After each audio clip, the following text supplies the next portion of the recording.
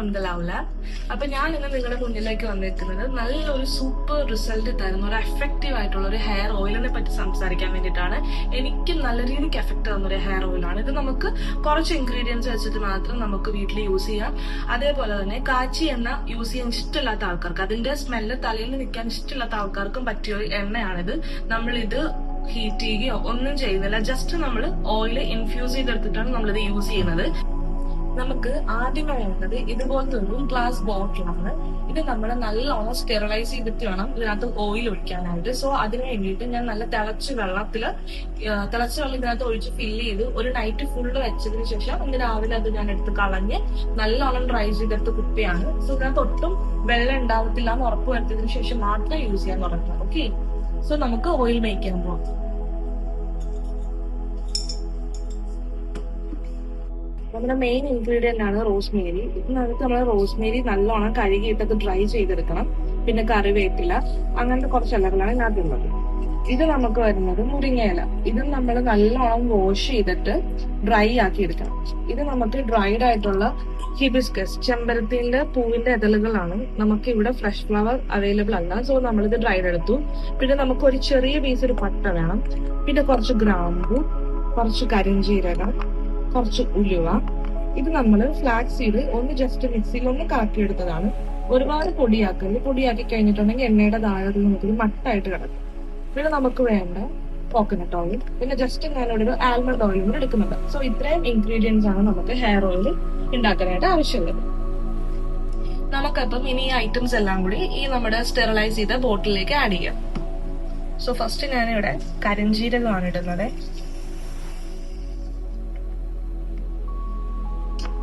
Then ഞാൻ നമ്മുടെ പൊടിച്ച ഫ്ലാക്സ് സീഡ് ആണ് ഇടുന്നത്.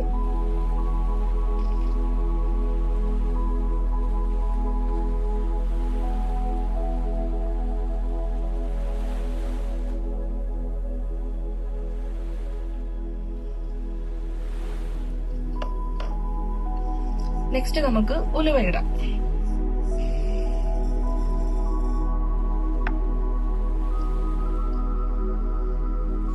ഇനി നമുക്ക് കുറച്ച് ഗ്രാമ്പു ആണ് ഉള്ളത്.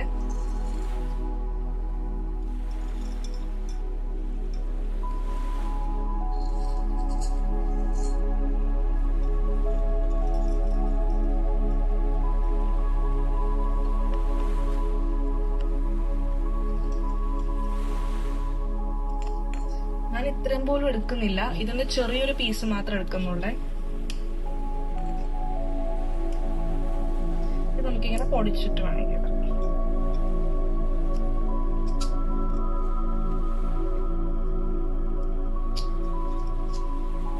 ഇത് നമ്മൾ അടുത്തതായിട്ട് ഈ ഉണക്കി വെച്ചിട്ടുള്ള ചെമ്പരത്തി പൂവാണ് ഇടുന്നത്.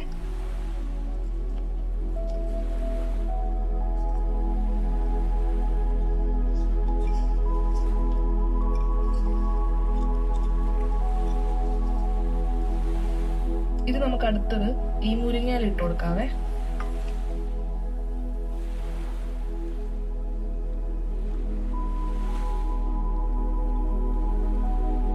നെക്സ്റ്റ് നമ്മൾ റോസ്മേരിയും കറി ലീവ്സ് ഒക്കെയാണ് ഇടുന്നത്.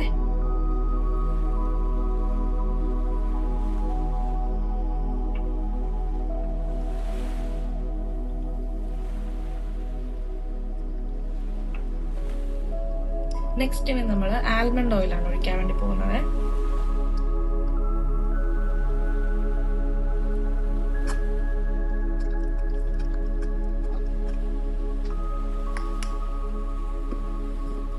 നെക്സ്റ്റ് നമ്മുടെ കോക്കനട്ട് ഓയിൽ ഇത് യൂസ് ചെയ്ത് ഒഴിക്കുക. അതായിരിക്കും കുറച്ചുകൂടി പെട്ടെന്ന്.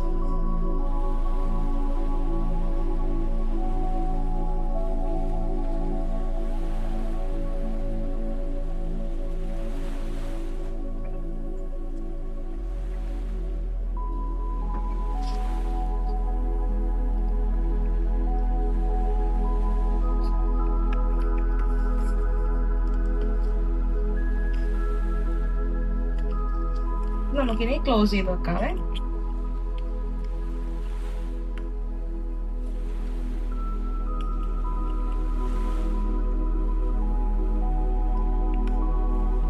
നമുക്ക് എന്നിട്ടൊന്ന് ഷെയ്ക്ക് ചെയ്തേക്കാം.